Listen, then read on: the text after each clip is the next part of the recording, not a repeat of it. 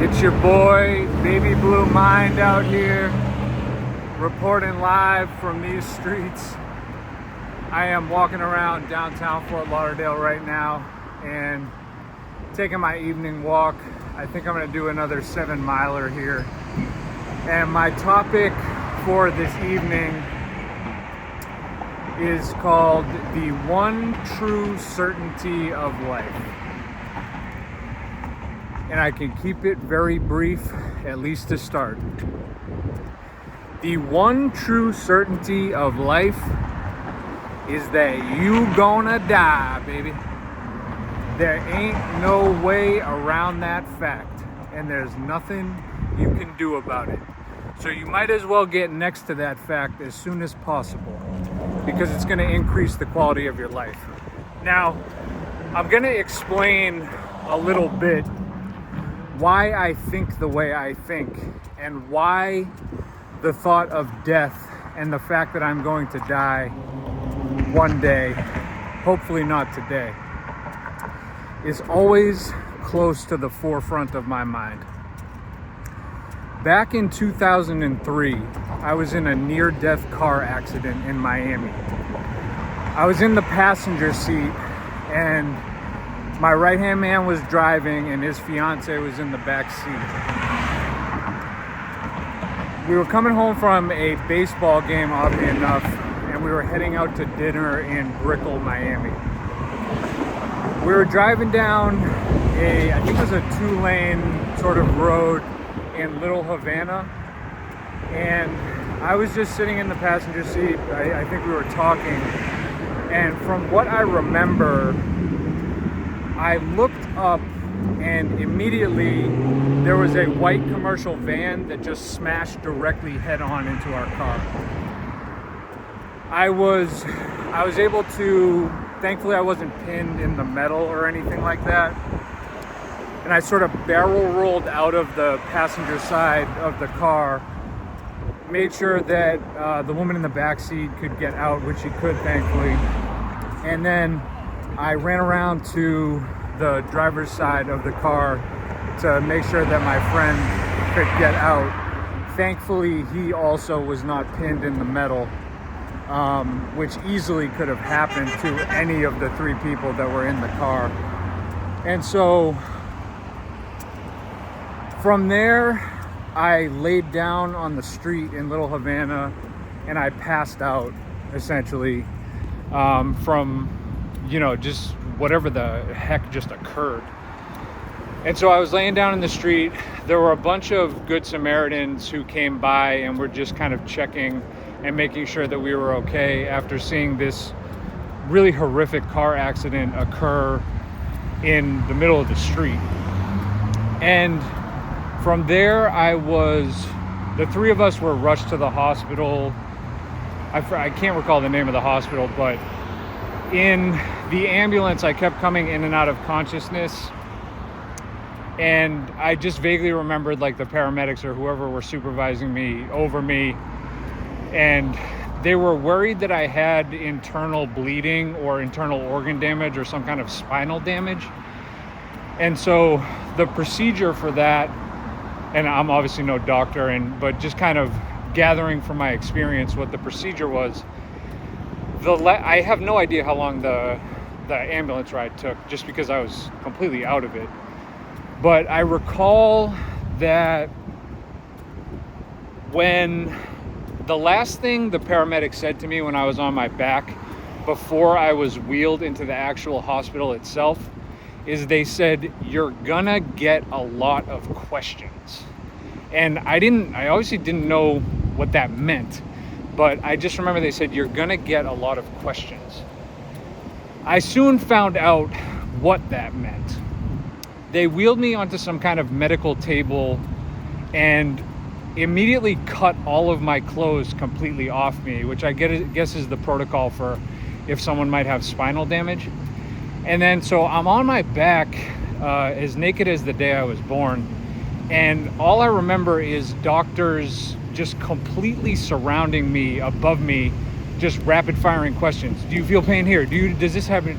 Can you move your neck? Can this, just basically taking as quick of a diagnosis as possible, because to them, they don't know if my spleen is completely in a different part of my chest or internal cavity. Obviously, you guys can tell that I don't know the first thing about anatomy here.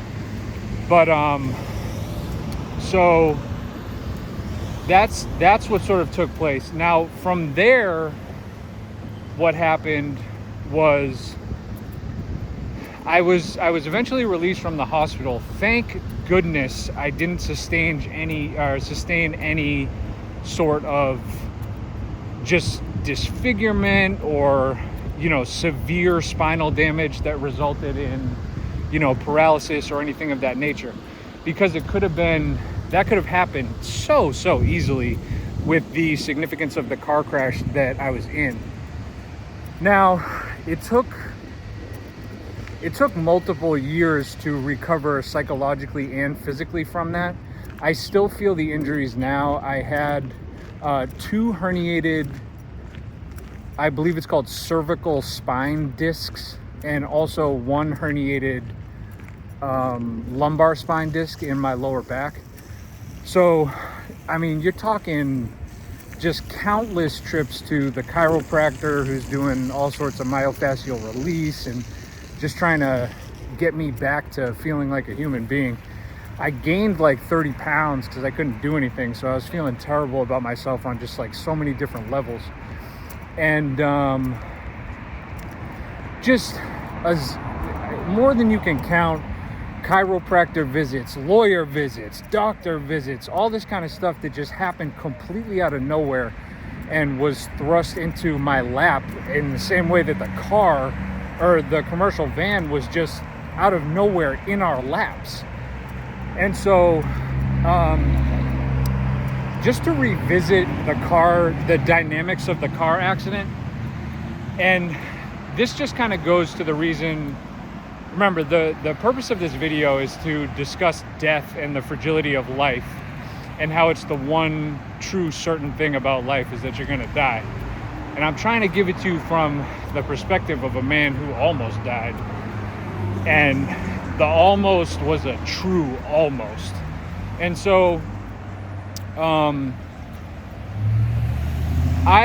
here's what I recall from the second. I don't even know if it was a second. It could have been a nanosecond before the car smashed into us, or from the time that I perceived that there was a car about to smash into us, and by the time that impact was made. For all I know, it was less than a second. It could have been a nanosecond. It could have been a picosecond.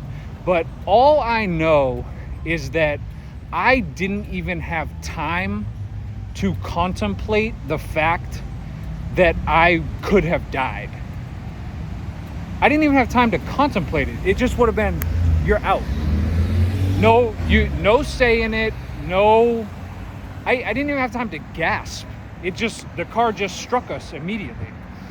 And so what I well, first of all, as you can imagine, if you almost die, you sort of think about life a little differently from there on out than you would in absence of the near-death experience. So that taught me a few things of, okay, it is possible to die without even knowing that you're gonna die. You can just be turned off through some kind of freak accident or whatever. And side note, I'm super skittish nowadays about driving, about anything. And please, to anyone who might be watching this, man, speed kills, man. Speed kills. Please drive slow. I don't understand how people drive so fast, man. That just creates the risk reward balance is just way off if you're speeding all the time. And I never understood that. I know I kind of sound like an old man, but I drive the speed limit. Even before I got in the near-death car accident, I drove the speed limit. But damn, defensive driving, man, because you don't want to be responsible for taking a life just because you had to get somewhere because you left late. I mean, that's going to be a pretty deep psychological burden for you to hold just because you wanted to go 80 and a 60, but I don't know. That's I'll get off my soapbox here and get back to describing life and death. So life can be turned off at any given moment. And even just walking around here, there's a threat to your life, albeit a minuscule one. But as far as I know, one of these cars could just hit me right now and it's all over. Now, I don't walk around the world thinking like that. I don't have this tremendous fear of death at all times, which I know some people might have. I have a general fear of death, but I'm not so crippled by it that when I walk around, it's something that's at the forefront of my mind. And part of the reason that that's the case is I made friends with death.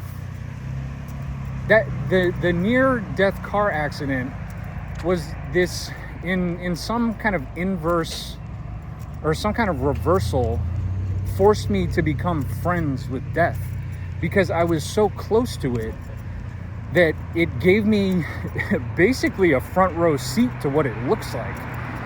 And at the time, I didn't even have time to perceive it. So it's not like my perception was a front row seat, but now sitting back from it and introspecting upon it, I can sit here and be like, okay, at any given second, this one consciousness that you've been gifted can just be turned off like a candle being blown out at any given moment. And that's so easy to forget, and it's not like I think about that all the time, but I tend to revisit that thought because I think it sparks a certain it sparks something in me. And what that is, the spark is that ever since that near-death car accident, I play life with a certain sense of urgency. Whatever I need to get done or whatever I need to be doing, I know that at any moment I might never get the chance to do that. Now, I'm not saying you got to quit your job and fly to the Philippines or, whatever your fantasy world is or something like that. But even just in the day-to-day, I mean, just simple things when I think about that, like I'll text a friend randomly that I haven't spoken to in forever, or even just checking in with my friends. I'll send them a text. It's like, yo, love you dog. Like, you're just a good friend and I really appreciate you. Because I don't know if we're ever gonna see each other ever again. You never know. And so you might as well say it while you can and while you still have the opportunity. Because we just take it completely for granted that all your loved ones are gonna be around forever. And then the other kind of, it's the second component of becoming friends with death is that I spend a lot of time when I visit my mother in a retirement community. So I get to observe and, become friends with essentially a bunch of senior citizens. And I love senior citizens. I like soaking up their wisdom. I love speaking to them. They tend to be in, generally tend to be in pretty good spirits. But like, I'll sit around and play cards with like my mom and other senior citizens from her community, and we have a blast doing it. And so, but the age factor can't be denied, because especially for people who are in their 70s and 80s, it's nothing controversial to say that the bulk of their time spent on the planet has already passed. And so you can draw a lot of wisdom from how senior citizens live their lives, because number one, they don't give a flying about what other people think about them, because they're long past that time. And I think there's something to be said for that. I would say you have to respectfully not give a what throughout your life. I think that might be the best approach. That's kind of like a personal motto of mine. Like, I respectfully don't give a.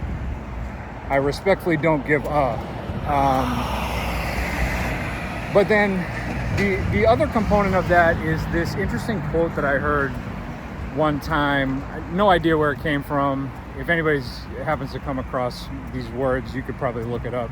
But the quote was, "Youth is wasted on the young." And God, dog, there's so many different ways you can interpret that. But I always think about that when I don't feel that I'm living my life to its full potential. And it seems like I'm wasting time doing stuff that is just in the long run not really going to matter whatsoever. Or that I'm dedicating any kind of mental energy to things that just don't matter. And, that could be anything. Let's say your mind gets snagged on some kind of thing that you did years ago that doesn't matter. Like, I remember I was getting like mentally upset the other day because I said some dumb thing to some kid in like 6th grade, and now I'm feeling guilty about that. And then I'm sitting there like, I'm not saying I was right for doing it or anything like that, but I'm sitting there going, okay, it's been like 25 years. You can let that one go at this point. You know what I mean? Like you can let that one go, and letting it go, that's pretty much one of the fundamental concepts of different Eastern philosophies and things like that. Just letting it go instead of getting mentally snagged on things. And so that's how, because really all you got in this world is your mental energy. That's just your mind. And your mind creates your reality. So if your mind is consistently, like mine is and has been throughout multiple parts of my existence, just snagged on different regrets from the past or different anxieties about the future, man, that's the way that you get drawn right out of that present moment. And just for instance, like right now, so I'm walking down this street in the Fort Lauderdale area, and just speaking and walking and sort of feeling my feet on the ground and doing this activity that sort of it forces me to think, it forces me to brainstorm on the fly, it forces me to come up with certain types of vocabulary that I probably otherwise wouldn't use if I just weren't speaking and just sitting in my condo doing nothing. But I feel very present right now. I ain't saying I'm one with the world and enlightened and all that kind of stuff, but I feel present in this moment as opposed to being trapped in the regrets of the past or the anxiety of the future. The regrets of the past or the anxiety of the future. That's the human condition that everybody exists in, but the eternal battle is, how do you get in and stay in that present moment? And if anybody figures out the solution, let me know, because I would love to permanently be in the present moment. But as far as I'm aware of, that is not possible. But the more time you do spend in the present moment, or I'll speak for myself, the more time I spend in the present moment, the more sort of satisfied with my life I tend to be, the more sort of at peace my mind is, because it's not bouncing around between past and future. And that's just kind of the goal, is to be present as often as possible. And I find myself straying from it all the time. You kidding me? Like, it's so difficult with the amount of distractions that you have. I mean, forget even just like the notifications you get on your phone, or the amount of emails that you get at work, or anything that's dividing your attention from being fully present. That stuff is omnipresent. So I wish I could come up with a sentence right now that relates the present moment to omnipresence, but it's been a long day and I don't think I have the mental agility for that one right now. I'm also trying to cross a road without a crosswalk, which is I know it's kind of going against my trying to be safe and not dying message here, but sometimes you got to get across the road. If there are any kids watching, don't do that. And I'll try not to do that again. So, yeah, wish I could come up with a sentence that fused omnipresence and present moment, but don't presently have the mental agility for that. So, I'm out here. I could be on the couch. I could be at a bar. I could be, I don't know, doing something that just, let me just say, what I'm doing now for me, walking and being in the present moment and giving my mind a little exercise through creating a video like this, there's no place I'd rather be. This is, to me, this is the whole ball game. And just to tie it back to what we were talking about, right now, I'm living the fullest I can possibly be. And for me, right now, in this period of my life, walking and talking is my thing. So, I'm sure to some of you, this might sound boring as hell. You're like, why does this guy just walk around all the time? But for me, you got to find what suits you. And for me, this is it. I just enjoy this so much. And I'm going to walk, ultimately, I did a 7-miler this morning, and I'm doing a 7-miler right now. And so with the additional kind of like residual steps that I take throughout the day, that's probably going to turn out to be about 15 miles. Now, for me, that's making the most of my day. I can't make any more than that. That's my thing. The question is, what's your thing? How are you going to make the most of yours? Because you know what? You gonna die, baby. And I don't mean that in a way to scare anybody. It's just, you need to get next to that fact. And the sooner you get next to that fact, I think the quality of your life improves, because you go, oh, damn, I actually am gonna die one day. So I need to get this party going. I need to get this show on the road before it's too late. Because I'll guarantee you this, if I'm somehow miraculously make it to my 80s or 90s or something like that, I might not be able to walk anymore at all. So I'm going to get as much walking as I can right now, because there may come a day where I don't even have that opportunity anymore, the opportunity to walk. So I'm trying to make the most of everything I possibly can.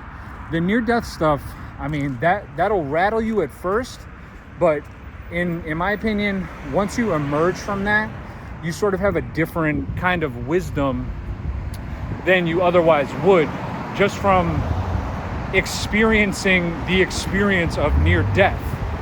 I was this close. If that car had been maybe a foot one way or the other, or we had arrived at that place where the accident took place just a fraction of a second before, that car might have smashed directly into me. And I won't get graphic, but it would have been the ball game. And it would have been the ball game for me, and I wouldn't even have known it was over. That's how death can work. So I use that as not as an unpleasant fact that you're going to die, baby. I don't say that to be anything unpleasant. The reason I say that is that because I'm talking to myself here, you could take it or leave anything I say, but I use that as a catalyst to play life on go mode as often as I can. So that is it for now. I'm about to enjoy the rest of this walk, catch probably a little sunset going down over the Everglades if I can get a little peek at it over here, and then walk down to Fort Lauderdale Beach, and then ultimately by Las Olas Boulevard in Fort Lauderdale, just do a little observing, a little people watching, because everybody's always showing out with their cars or at restaurants and everything. It's just a really cool way to end this walk that I'm on. So I'll cap it with that for now. This is your boy, Baby Blue Mind, and my rant is over.